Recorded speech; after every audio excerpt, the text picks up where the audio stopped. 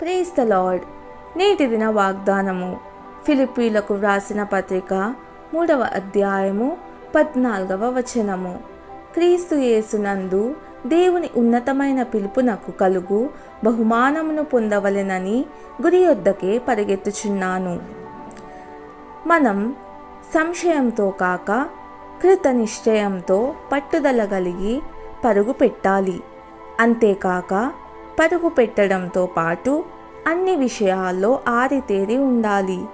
దేవుని కొరకు బాగా పరుగు పెట్టగలవా?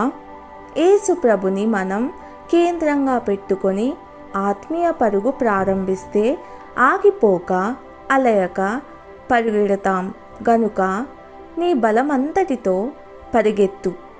క్షయమగు మన శరీరాలు మహిమ శరీరంగా మార్చుటకు యేసు ప్రభు వచ్చినప్పుడు నీ బహుమానం నీ కొరకు ఎదురు చూస్తూ ఉంటుంది.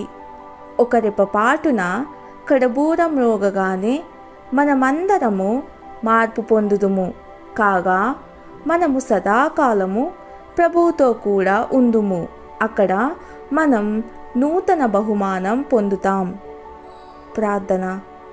యేసయ్యా, నా నాయకుడా, నీవు నా బహుమానంగా ఉండి నా ప్రయాణం ముగిసిన తరువాత ఇచ్చే ప్రతిఫలానికై వందనాలు.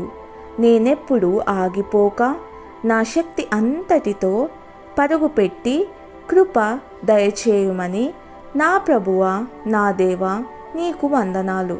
యేసు ప్రభుని నామంలో ప్రార్థిస్తున్నాను తండ్రి. ఆమెన్.